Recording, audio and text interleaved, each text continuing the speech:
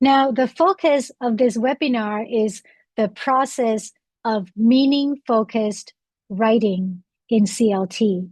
So what does it mean when we talk about meaning-focused writing in CLT?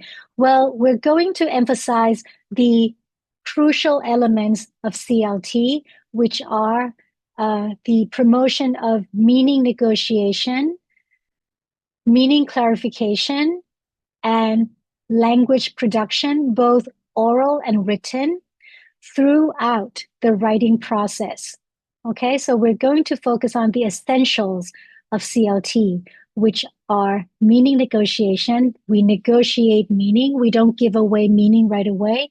They negotiate meaning, they clarify meaning, and more language production, both oral and written.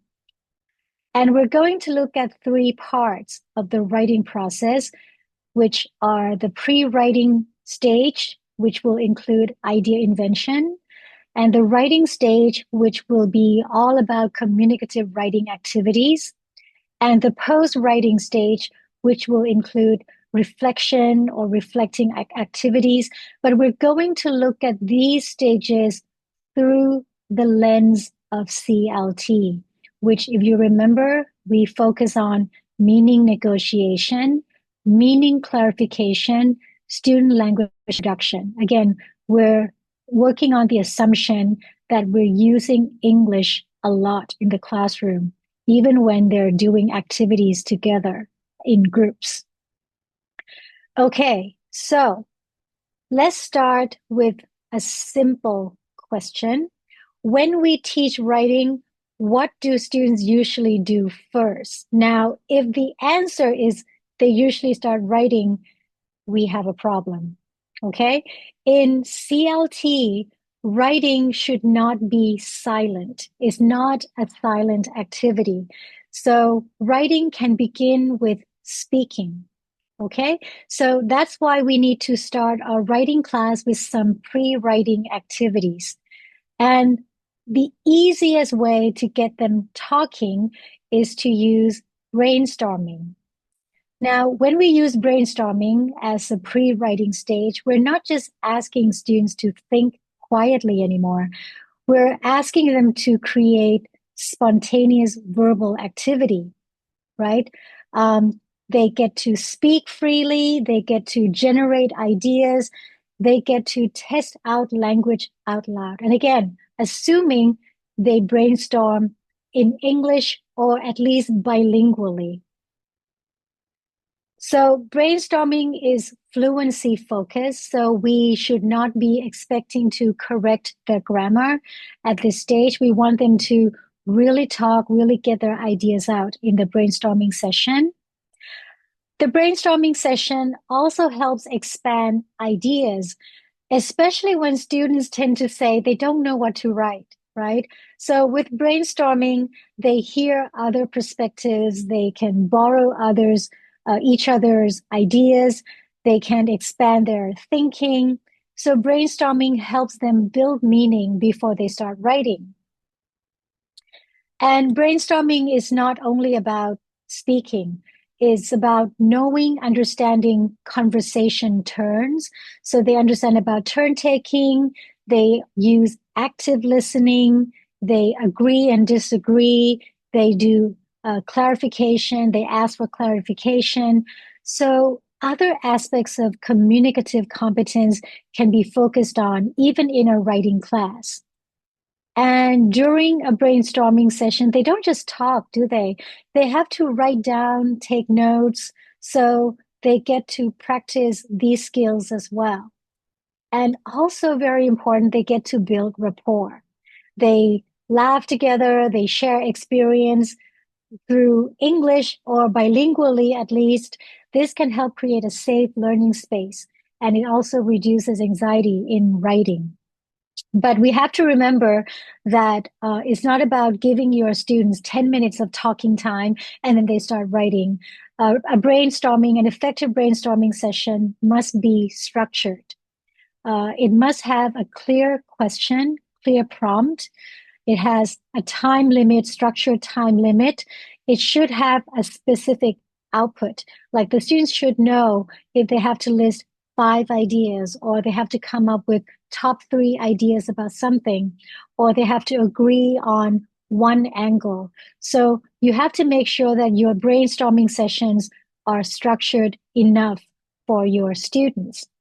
Okay, so at this point, I'd like to hear from you guys. How about you? Do you use brainstorming in your writing classes? Do you find it useful? What are some challenges?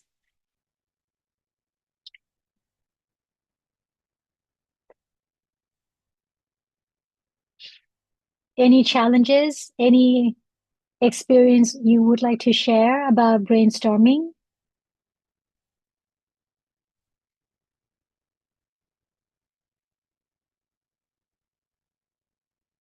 So, as a pre-writing stage,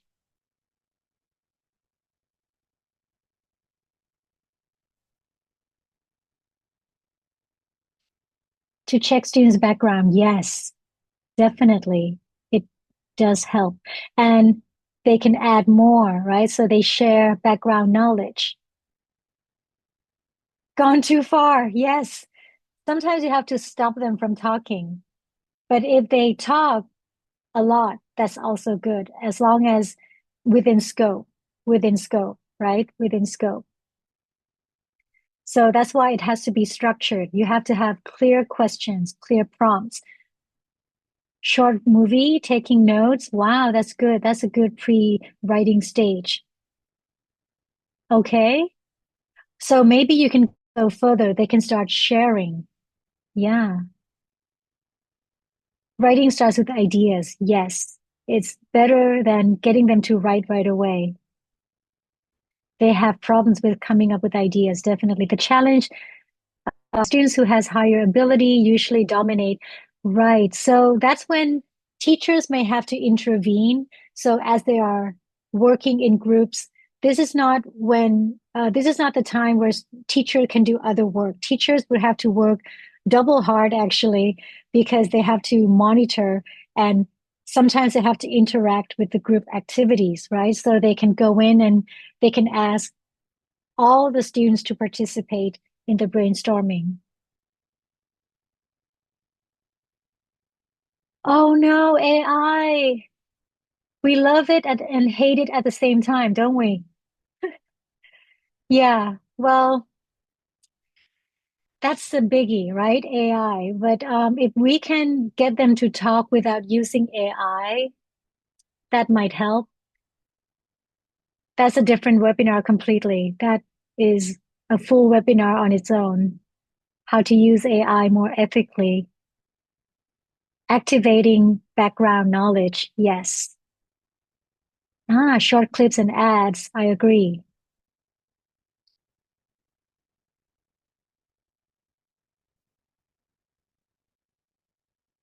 A real life language, like a vlog, okay, a recipe. Let them share, okay, prior knowledge. Nice, interesting. Okay, so it feels like apart from brainstorming, apart from getting them to talk about a topic, we can also use some other media, right? Some other uh, elements of media or other resources to help them to get the brainstorming going as well. Yeah, we have to remind them to use responsibly. Right. Yeah, I agree. Yeah, sometimes they can surprise us, right? They can surprise us. Definitely. Okay, thank you so much. Now, we can move one step further. Brainstorming can get your students talking, but the next step can help them to organize ideas while they are generating them. So this is something you can use while your students are brainstorming. So what you see here is a simple mind map. In the center, obviously, we have the main topic, and around it, we have the categories, and around the categories, we have the supporting ideas. So this is not just drawing, it's what we call visible thinking, right? And putting it all together definitely involves speaking. So what mind mapping or word mapping is a free association activity. So at this point, we don't need a full sentence. We don't need grammar correction. It's just the keywords written down on paper. And it also helps students to see what vocabulary or background knowledge they know already, and if there are any gaps in their knowledge, and how to fill in the gaps, right? It also can become a guideline for their writing later on, as we will see. And it also helps students keep the focus on the main idea and also see the supporting ideas more clearly. So you can see that there is a natural progression from the brainstorming activity to this mind mapping stage. Now, you can also go further. We can move from visual thinking to linear thinking. Somebody loves mind map. Yes, I do too. So we can move from visual thinking, which is mind mapping, to what we call linear thinking. So brainstorming gives ideas. Mind mapping groups ideas together, but here we're at the stage of outlining, and outlining helps organize ideas into writing. So we're moving from the pre-writing stage closer and closer to the writing stage, linking idea organization to execution, to writing execution. So an outline is not the final essay, right? It's only a skeleton. And it helps answer some questions like what should come first, what can come later, what can support what. And if there's a gap, we will identify, we will notice when there's a gap at this stage, even clearer. Now, at this stage, instead of correcting grammar mistakes, as a teacher, we should be talking about how the argument is organized, which paragraph supports this. Is this example strong enough to support the whole argument of the paragraph? So, with a working outline, students actually learn about coherence, the organization flow of the whole text. They see the whole text in one view, right? They can see the hierarchy of ideas. They can see the logical sequencing.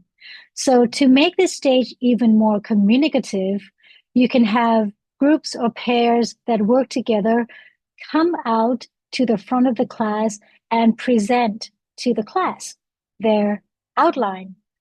For higher level, you can go further. They can learn to justify their ordering of the ideas. So depending on the level of your students, you can just have them simply present their outline, or they can justify their outline. So have more higher thinking, a higher order thinking going on there.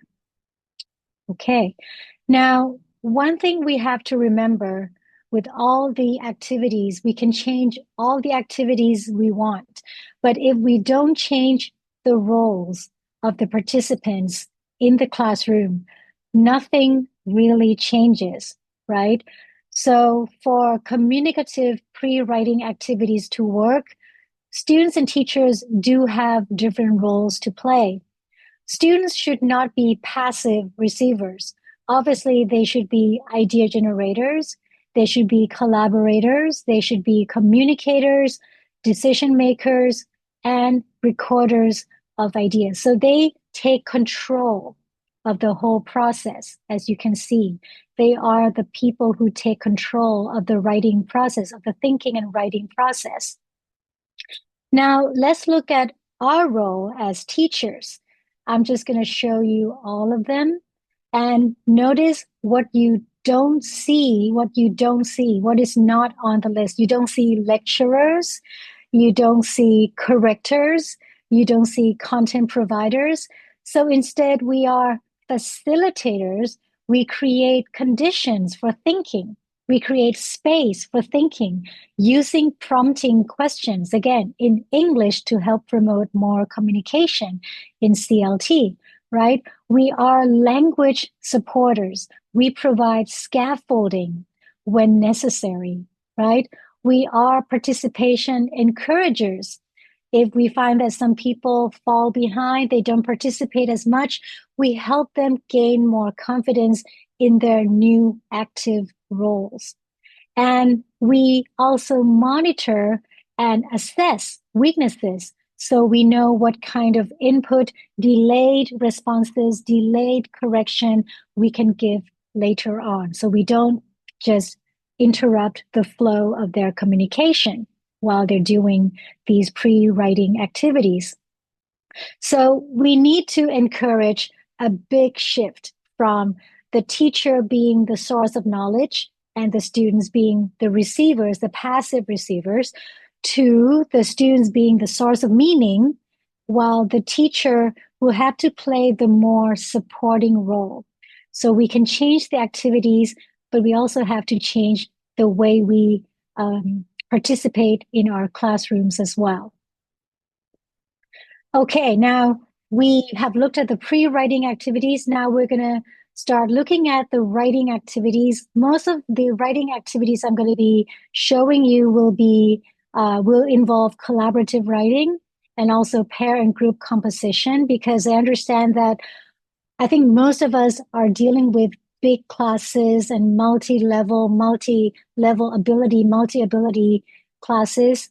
So I just want to make sure that we have a solution, and collaborative writing, pair group composition would be one of the solutions to address the problem of big classes or multi-level, multi-ability classes. So I have to tell you that some of the writing activities I'm about to show you would already include the pre-writing activities as well. So you'll see that there's a pre-writing activities as part of the writing activities. Now, one activity you can easily do following the pre-writing activities we just looked at is collaborative writing. This can be a paragraph or an essay on a particular topic they brainstormed on already, they organized ideas for already in the previous stage. So the question is, why should we encourage collaborative writing? Why do I believe in collaborative writing? If you remember our discussion on the history of the teaching of writing, since the 1970s, there has been a focus to view writing as a social process, right? Now, why is this important? Well, because collaboration improves meaning construction. We find that when learners co-construct sentences together, there's more opportunity for meaning negotiation. Again, if they use English or if they do this bilingually, then there's more opportunity for meaning negotiation, idea negotiation in English, more meaning clarification in English, more language production. Again, all of which are central to CLT. And we also learned that collaborative writing is a good method for mixed ability, multi-ability classrooms, because students can also help each other and there's less reliance on the teachers. It also helps students see writing as a process, which is something we have to help our students see. Writing is not just a product, it's a process, right? And more importantly, it also helps reduce writing anxiety because students get to talk while they are writing. So they're not all alone in the process anymore. So that's why we believe that collaborative writing, whether it's paragraph writing or essay writing, it could be done in a collaborative way because it promotes more meaning negotiation, more CLT, more clarification, more language production along the way. Now, if you want to start with something simpler, you can also start with a sentence reconstruction activity. Here's an example for A1, A2 levels. So here you need to prepare some cards for your students. Each group would have the same set of cards, and each student would have their own card.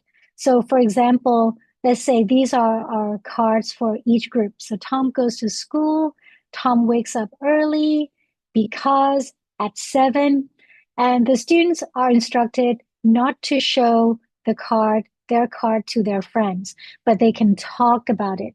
So we are promoting interaction, meaningful communication, right? So everyone would know about each other's card, but it's not by showing, but by talking about the card.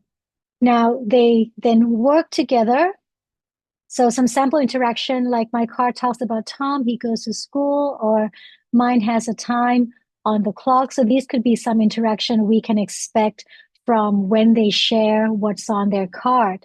And then they work together to try to piece all the cards together from what they learn about each other's card. And you, as a teacher, can play a supporting role by asking questions like, do we need to use Tom's name twice if it's one sentence? Or which idea should come first if your linking word is because? How do you write it? And finally, they would reveal the sentences, the phrases on their cards, and then they would piece everything together. And the sentence, the target sentence would be, Tom wakes up early because he goes to school at 7. So this is something simple for lower level. And here's an example for higher level, B1, for example, with a more complex target sentence. And we have something more complex on the cards, like the weather was terrible, the team continued the project, the deadline was closed, although, because, for example. So you do the same. You put students into groups. Each member of the group gets their card. They talk about their card, and then they order the ideas logically to restructure a meaningful situation. And we can expect some interactions like my card has a link. It means contrast. My card is something bad about the weather, or my card says the deadline was closed. My word joins two ideas giving a reason. So you expect them to talk about the idea on their card. Now, because we are dealing with students of higher level, higher proficiency, instead of having them reveal their final sentence to the class, we can do something called jigsaw activity. I'm not sure if you are familiar with the jigsaw activity, but basically you get the students in each group to count 1, 2, 3, 4, 5, if there are 5 members in the group, in each group. Then all the ones form a new group. All the twos form another group. All the threes form another group. So they form new groups, right? Then they share and compare their sentences that they formed in their original group to the new group. And then later on, you can check as a class. So for this activity, the target language is, although the weather was terrible, the team continued the project because the deadline was close. Okay, so even though we are focusing on sentence construction, something as simple as sentence construction, there's a lot of authentic language production taking place, as well as meaning negotiation and meaning clarification. Again, assuming they're doing this in English or bilingually, right? So that's the key here. You have to make sure that your students perform these activities bilingually at least, or in English as much as possible. Now, here are more ideas for writing activities, and we will look at some of these in detail. So we don't have to stop after sentence reconstruction. We can go to paragraph reconstruction. We can go to dialogue reconstruction. We can be creative and do sentence to image reconstruction. We can do something called collaborative caption writing, or we can do something called dictogloss. So let's have a closer look at some of these activities and more. So here's the first one, collaborative caption writing. So you present your students with an image, and it might look simple, but actually is quite powerful. It will elicit a lot of communication. So first, students work in groups, in small groups, but then they don't write right away. They talk first. And again, you want them to use English because we want this to be a fundamental, a foundation for their writing. but they describe pictures by talking. They describe pictures in as much detail as possible. And as a teacher, you can ask prompting questions like, what do you see? Who are the people? What are they doing? What is the mood? What is happening in the background? So at this stage, the focus is on meaning. CLT is meaning first. Remember, CLT is meaning first, not grammar correction. So the main goal here is students generate vocabulary related to the image, which they can then use later in their writing. Then we can do a jigsaw activity. If you remember, students split and share their group's version with another group. You can do this by having the members of each original group call out the numbers. All the ones form a new group, all the twos form another group. Yes, we can. Yeah, we can share with you the file definitely. Sorry about that. I just saw the comment. Uh, and then they can share their version from the original group, right? So this is when students, when they start to share with different groups, they're going to start to see differences in their image descriptions. So one group originally might focus more on the children playing with the dogs, and another group originally might focus on the relaxed atmosphere, for example, or family interaction. And while they are comparing their versions, they have a chance to discuss their choices, clarify meaning, clarify choices, and negotiate meaning in English. Okay, so again, assuming we do all of this in English or bilingually as much as possible. And then after the sharing stage, they can return to their original group and improve their version. So there's a purpose for sharing and knowing what other groups have put on their paper so they can improve their version. So what you see throughout this whole process, this whole activity is for the students to complete this task, they have to talk. They have to co-construct text together. They expand their ideas from seeing other people's versions. So they learn to improve their version in that way. They also use real world language functions, like they learn to describe the image, they learn to make decisions together, they learn to negotiate and ask for clarification when they go to form a different group, when they ask for clarification why you choose to focus on that particular aspect of the image, for example. And they go through a shared thinking process, negotiation process, meaning building process. So writing becomes collaborative, right? And communicative. So when students write together like this, they're not just producing text, they are actually constructing meaning in a very social way. And again, this is crucial and central to CLT. And then we have dictogloss, and I'm running out of time very soon, so we're going to look at a few more. So we have dictogloss, which is another example. When you see the image of a teacher reading out a paragraph like this, you might think of dictation, but dictogloss is quite different from dictation. Okay, so let's have a look at how it's done. So first, the teacher informs the students that they would just be listening. They don't have to write anything down. So that's important. That's the first stage. They'll just be using active listening. Do not write anything down. And then the teacher reads the text the first time. So the text for this one, I think it should be A1 or A2. Every morning, Anna wakes up at 6:30. First, she eats a small breakfast. Then she takes the bus to work. She likes mornings because they are quiet. So very easy. There's a storyline there. There's a person, the main character. There's a storyline, but it's very easy for A1 or A2. Then The teacher asks the students to say what the text is about. After the first read, the teacher asks the students to say what the text is about. So just to check the overall comprehension and check the active listening, right?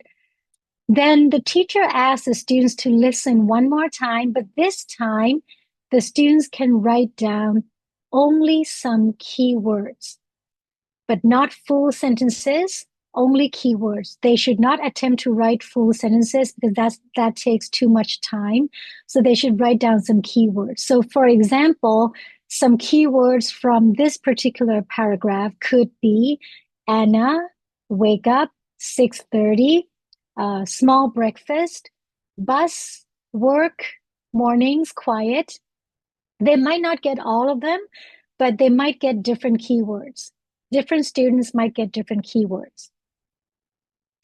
Then the teacher asks the students to work together, either in pairs or in groups, depending on the level of the students, to share their notes on the keywords and to reconstruct the text together. So using the keywords to reconstruct the text. So to do this, they will have to share their notes. They will have to negotiate meaning. They will have to negotiate the order of the story. We can expect some real interactions, like does she wake up at 6 or 6:30? So just to check, to clarify the storyline, what happens first? Or after breakfast, she takes the bus, right? So again, if you do this in English, you're creating more opportunity for them to use English, more opportunity for language production, more opportunity for meaning clarification, uh, not only writing about it. So dictogloss is a great activity because it starts with meaning and then it moves toward form quite naturally. And you can make it even more communicative by having the pairs and the groups come out to share their versions of the text in front of the class. Or you can do a jigsaw activity as well. Okay. Another example is what I call the sketchy story writing. This one combines creativity, negotiation, structure, and collaborative drafting. And even though the picture uh, has little kids, it actually applies to all levels, could be used with adults as well. Okay, so it's not just for kids, it's for all levels. And you can manipulate the activity to fit different proficiency levels as well. So here, students work in groups, and each group receives a set of story clues like these.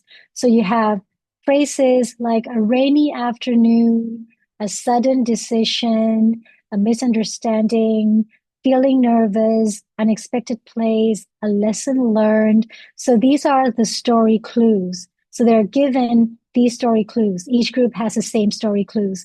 And then you tell the students that there's no model answer. They're not in any kind of order. There's no fixed storyline. So this allows for true creativity on the part of the students. Then students work together. So this is the pre-writing stage right here. They work together, they talk, they discuss, they work together to arrange the clues. Again, if they can do this in English, that's where CLT comes in, right? They do meaning negotiation, they do meaning clarification, they do a lot of language production at this stage as well, but all in the oral form, in the spoken form. And to do this, they have to decide what comes first. They have to arrange the clues, what comes next, what causes what should be the ending. And they must negotiate the storyline, clarify each other's choices, all of which will be crucial for CLT. Then they make decisions, again, using English or bilingually as much as possible on the storyline itself. And they make all of these decisions again before writing. So the meaning is quite solid before they start writing. They have formed a solid story before they start writing down the sentences, then they can decide on the moral of the story. And you can add this for higher levels if you want, because it touches on the higher order thinking. It also gives the story making that purpose. There's a purpose for making the story because there's this lesson learned from the story, right? So it's optional. And then the writing comes in. They can collaboratively write the story. And this time, with all the meaning solidly formed from all the discussion, they can focus more on form and the language in order to express their ideas. So here again, we can clearly see that the activity allows for language production to emerge naturally. It also promotes meaning negotiation and meaning clarification. Okay, so now we have looked at the pre-writing stage and the writing stage, but here's another important question. Should writing end when students finish their paragraph? And the answer is a big no. We can continue to make writing meaningful after the writing is produced. And we do that with post-writing activities. And there are many reasons why we should promote post-writing activities. So number one, post-writing activities reiterate that writing is purposeful. Now, when students just submit a piece of writing and nothing happens, writing might feel like an exam, right? But when writing is used and is shared, is discussed later, students can start to see that their writing has a purpose. There's something after writing. Also, post-writing activities further promote negotiation of meaning. So yes, post-writing activities help extend that CLT part, negotiation of meaning, clarification of meaning. So students can ask more questions to the writer, like, what did you mean here? Or why did your character do that? Or they can also express that they don't understand certain parts of the writing. So the writer can justify or clarify for the readers. It's also a great feedback for the writer, right? If you remember, we discussed earlier that writing is a cycle and writing is rewriting. It can involve the views of the audience as well in the revision. Write the post-writing activities use a writing piece to support fluency and spoken communication. So here the written text can become like a springboard for speaking. So there are a lot of things you can do with a written text. Students can summarize their story orally. They can defend their choices of words or ideas. They can explain certain vocabulary. They can debate interpretations, all depending on their proficiency levels and how you design your task. But the point is, writing becomes input for more speaking, more negotiation of meaning, more communication. And finally, we should promote post-writing activities because they help build an authentic audience. So when students know someone will read their work after, they probably write differently. They might write more carefully or more clearly because they now have real readers in mind. So in my opinion, post-writing activities are not something extra. They can make writing even more communicative and more purposeful. So I have a few examples. This one, for example, we can use as the post-writing activity. This one is called text-to-speech exchange. So after students finish writing as groups, they can present their writing to class, and the other groups listen carefully and then start working on reconstructing the presented writing. So it's not just listening, but they have to do something with the presented writing. And then after they reconstruct, the version. They compare their versions. Again, a jigsaw activity can be done, or they can present their reconstructed version in front of the class. So a piece of writing doesn't mark the end of the writing process. It is being used more as a starting point of another interactive activity. And another example, this one can be done with higher levels. After the writing is done, students can post their writing on the wall. So it's a gallery walk. They take turns walking around the classroom, reading each other's writing, and discuss with the writers about different points. And you can write on the board some prompting questions like, what is the most interesting idea? What is missing information you want to know, but the writer did not include in the writing? Why did the writer use that word instead of another word? So you can write these questions on the board so the students can think about these questions as they are walking around and reading the writing on the board. So again, we can see how a piece of writing is a springboard for another communicative activity. It also focuses and reiterates that there's a real audience for the writing, and that audience input can be part of the writing process. So you can actually extend this activity further if you have time by having the students improve their writing based on the audience feedback. Okay, so we're moving closer to the end of the webinar. Let's quickly recap what we have covered so far. So we have looked at the elements of the definition of writing. And if you remember, we break it down to 3 elements. So writing is a mental act, it's a mental process, it's a physical act, and it's a highly goal-oriented performance. We also looked at the history of the teaching of writing to understand the shifts and changes of some prominent thoughts and methods. And we saw that now we are in the era of principle eclecticism, where we make use of all techniques based on principle reasons. We also review the concept of CLT, communicative language teaching, and we try to link CLT and writing, the concept of writing together, and focused on meaning negotiation, meaning clarification, and language production in the various stages of the writing process, which are pre-writing, writing, and post-writing activities. So it looks like we've covered quite a lot in our 1.5 hour period together.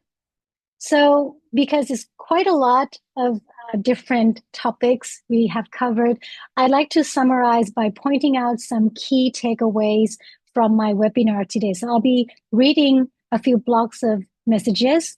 So writing is fundamentally a meaning-making process, not a rule-following task.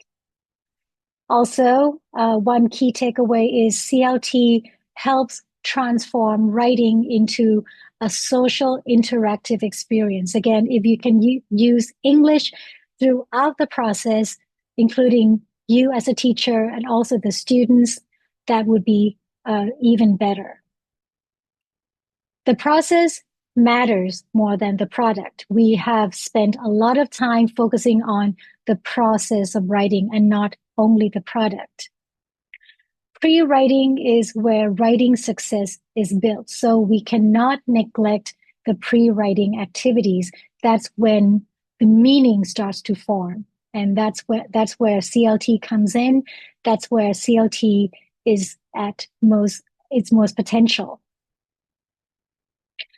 Collaborative writing strengthens both language and thinking skills. So again, we should try to promote collaborative writing, especially in mixed ability classes and big classes in general, because apart from the fact that it strengthens language and thinking skills, it also helps in terms of classroom management. Also, post-writing activities deepen learning. Again, not something extra, something we should include in the writing process. And principled eclecticism ensures responsive, learning-centered teaching. Now, this is a new concept. We've been talking about learner-centered teaching, but learning-centered teaching is a new concept. It's a kind of teaching that ensures learning takes place. And finally, the teacher's role shifts from evaluator to facilitator. So let me reiterate that if you want to make change in your classroom, you can change the activities, but you also have to change the roles of the participants in your classroom as well. So I'd like to leave you with a brief message about teaching writing. Teaching writing is not only about teaching students to write, but we also teach them to think, to interact, which is crucial to CLT, and to create meaning together. Thank you so much.